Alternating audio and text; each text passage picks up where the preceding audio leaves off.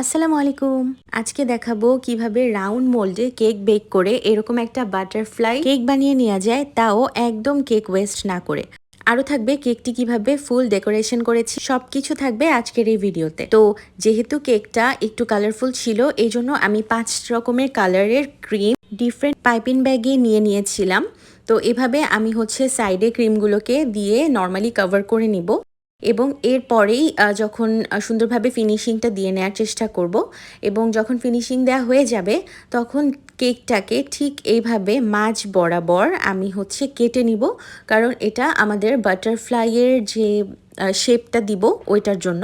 তো এরপরে মাঝ বরাবর কেটেই আমি কেকটাকে দুইটা সাইডে অপোজিট করে আর কি ঘুরিয়ে দিব, এবং এই কাজটা কিন্তু খুব সাবধানে করতে হবে। কেক দুটোকে ঘুরিয়ে দুই সাইডে যখন বসাবো তখনই কিন্তু একটা বাটারফ্লাই শেপের একটা অলরেডি চলে আসবে। তো এরপরে আমি জাস্ট অল্প একটু স্লাইস কাট করে নিব। এইভাবে করে শেপ করলে আসলে কেকের ওয়েস্টেজ খুব কম হয়।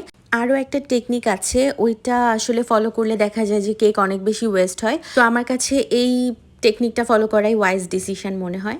তো এভাবে আপনারা করতে পারেন। তো এরপরেই আমি দেখতে পাচ্ছেন যে সাইডে সুন্দর করে ক্রিম যে শেডগুলো আমরা প্রথমে দিয়েছিলাম ওই শেডগুলোই আমি মাথায় রেখে সেমভাবে আবার সাইডে করে নিয়েছি।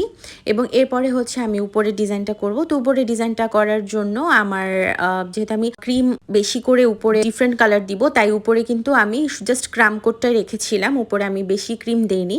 কারণ আমার কাস্টমার বলেছিল যেহেতু ছোট বাচ্চা, সো ক্রিমের পরিমাণটা একটু কম রাখতে। তো আমি ওই জিনিসটা মাথায় রেখেই কাজ করছিলাম। তো এই তো এভাবে করে আমি সবগুলো কালার, যে কালারগুলো আমরা নিচের পোর্শনে ইউজ করেছি ওই কালারগুলোই আমি উপরের পোর্শনেও স্টেপ বাই স্টেপ দিয়ে দিচ্ছি। তো এই কেকটা যখন করছিলাম, ইভেন প্রায় কয়েকটা রিসেন্ট কেকেই আমার নিজেকে একদম আর্টিস্ট ফিল হতো। কারণ এই যে এরকম কালার করা, শেডস করা, তারপর আমরা যে মনে হচ্ছে যে আমি একটা স্ক্র্যাপ বুকে আঁকছি, এরকম ফিল হয় ইদানিং কেকগুলোতে।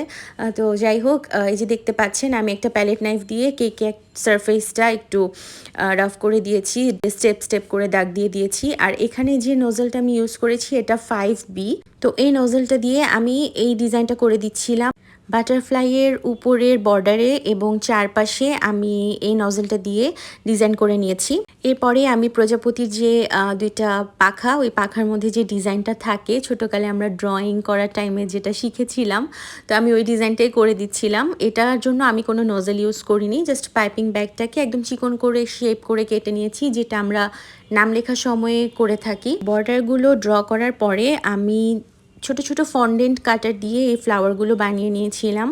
সো এখানে আমি ইয়েলো, স্কাই, পার্পল অ্যান্ড একটু বাবলগাম কালারের এই 4 রকমের ফন্ডেন্ট দিয়ে ছোট ছোট ফ্লাওয়ার অ্যান্ড বাটারফ্লাই করে ওগুলোই টপার হিসাবে আমি উপরে ইউজ করেছি। আর যে জায়গাগুলো ফাঁকা ছিল ওখানে আমি সুগার বল দিয়ে দিয়েছিলাম। তো এই যে আমার লেখাও কমপ্লিট হয়ে গিয়েছে। এটা একটা ছোট্ট প্রিন্সেসের বার্থডে ছিল, 4 ইয়ার্স কমপ্লিট। আচ্ছা, একটা কথা বলি, এই আপুটা কিন্তু প্রত্যেক বছর আমার থেকে কেক নিয়েছে, মানে এই বেবিটার 1 থেকে 4 বছর, মাঝে শুধু 3rd বার্থডেতে আমি ছিলাম না দেশে, তো করতে পারিনি। So that's all. কেমন হলো কেকটা কমেন্ট করে জানাবেন। Thanks for watching.